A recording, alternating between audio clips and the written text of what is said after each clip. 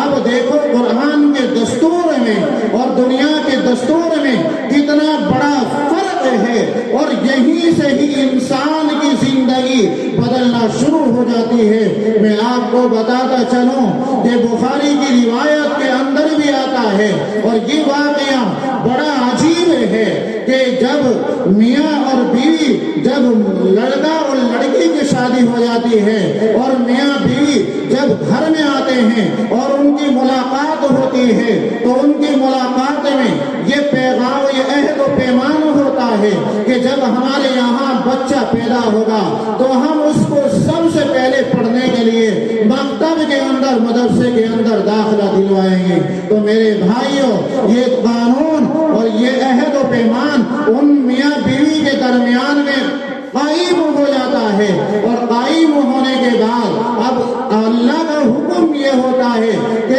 شوہر کا انتقال ہو جاتا ہے اور بیوی جو ہے حیات رہتی ہے۔ شوہر کے انتقال کے بعد کئی مہینے، 2-3 مہینے کے بعد یا کچھ مہینے کے بعد جب گھر کے اندر بچے کی یا بچی کی پیدائش ہوتی ہے تو بیوی کو اپنے شوہر کی وہ وصیت، وہ عہد و پیمان یاد رہتا ہے کہ جب ہمارے گھر کے اندر کوئی بھی بچہ یا بچی پیدا ہوگی تو ہم اس کو قرآن کی تعلیم دلوائیں گے، اور اس کو مدرسے کے اندر، مکتب کے اندر ہم اس کو داخلہ دلوائیں گے۔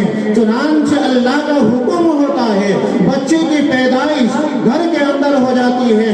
جب بچہ چلنے کے قابل ہو جاتا ہے اور بولتا ہے، ابھی بچہ صحیح سالم اپنی زبان سے الفاظ کو اور اپنی بات کو مکمل نہیں کہتا ہے، بلکہ اس کی ماں اپنے بچے کا ہاتھ پکڑ کر اس کو مکتب کے اندر لے جاتی ہے، مدرسے کے اندر لے جاتی ہے، اس حافظ اور قاری کے پاس میں لے جاتی ہے، اس معلم اور استاد کے پاس میں لے جاتی ہے کہ جی مجھے اپنے بچے کو قرآن پڑھانا ہے، کہ جی مجھے اپنے بچوں کو قرآن پڑھانا ہے۔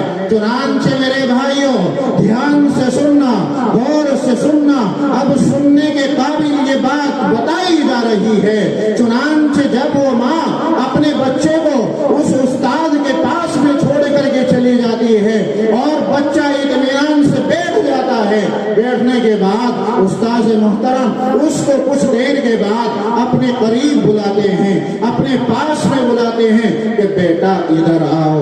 چنانچہ وہ بچہ آتا ہے، آنے کے بعد اس بچے کو استاد محترم پڑھاتا ہے کہ بیٹا پڑھو، اعوذ باللہ من الشیطان الرجیم، بسم اللہ الرحمن الرحیم۔ اس بچے سے یہ کلمات ادا نہیں ہوتے ہیں، جس طرح میں ادا کر رہا ہوں اس طرح پڑھے نہیں جاتے ہیں۔ استاذ کو بھی معلوم ہوتا ہے کہ یہ ایک سانس میں اعوذ باللہ اور بسم اللہ نہیں پڑھ سکتا ہے، اب اس کو ٹکڑوں کے اندر پڑھایا جاتا ہے کہ بیٹا پڑھو، اعوذ باللہ من الشیطان الرجیم۔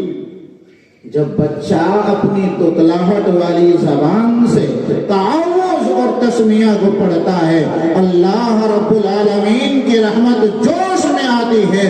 ادھر اس کے باپ کو قبر کے اندر عذاب ہوتا ہے، اور جب بچہ، یہ معصوم بچہ اپنی معصومیت والی زبان سے ان کلمات کو پڑھتا ہے اور اللہ رب العالمین کی رحمت جوش میں آتی ہے، اللہ رب العالمین اس معصومیت والی زبان سے نکلے ہوئے الفاظ کی اس قدر لاج رکھتا ہے کہ اس کے والد کو جو قبر کے اندر عذاب ہو رہا تھا اس کو ہٹا لیا جاتا ہے۔ میرے بھائیوں، کیا ہم یہ سمجھتے ہیں کہ سارا کا سارا نظام، ساری کی ساری کامیابی صرف دنیا کے اندر ہے؟ ارے مال دولت تو مل جائے گا، بڑی بڑی ڈگریاں مل جائیں گی، بڑے بڑے عہدے مل جائیں گے، لیکن میرے بھائیوں، قرآن جیسی عظیم نعمت کو اپنے ہاتھ سے نہیں جانے دینا ہے۔ اس کو اپنے بچوں کو پڑھانا ہے، اپنے بچوں کو ہر حال میں قرآن کی تعلیم دلوانی ہے۔ दिलवाएंगे नहीं दिलवाएंगे, क्योंकि वक्त भी काफी होता जा रहा है। मुझे कुछ ही लम्हे के लिए बिठाया गया है, क्योंकि मुफ्ती साहब भी स्टेज पर तशरीफ फरमा है, उनका भी बयान होना है और दस्तार बंदी भी होनी है। तो इंशाअल्लाह आज से हम ये अहद करें कि हमारे घर के अंदर कोई भी बच्चा, कोई भी बच्ची बगैर कुरान शरीफ के पढ़े हुए नहीं रहेगी। जो नहीं पढ़ा हुआ है उसको भी पढ़ाना है। जिनकी शादियां हो चुकी हैं, अगर वो कुरान नहीं पढ़ सके हैं, शादी के बाद भी पढ़ सकते हैं।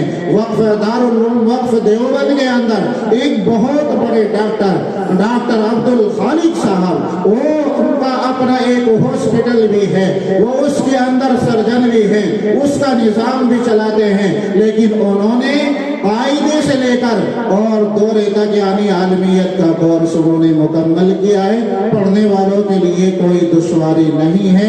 इसलिए शादीशुदा हजरात भी अपना वक्त फारिग करके किसी इमाम के साथ में बैठकर या किसी मदरसे के उस्ताद के सामने बैठकर कम से कम कुछ ना कुछ जो वक्त बचा हुआ है कुरान करीम के सीखने में और सिखाने में जरूर लगाए। अल्लाह रब्बुल इज्जत मुझे भी और आपको भी अमल करने की तौफीक अता फरमा दे। व आखिर दावाना अल्हम्दुलिल्लाहि रब्बिल आलमीन।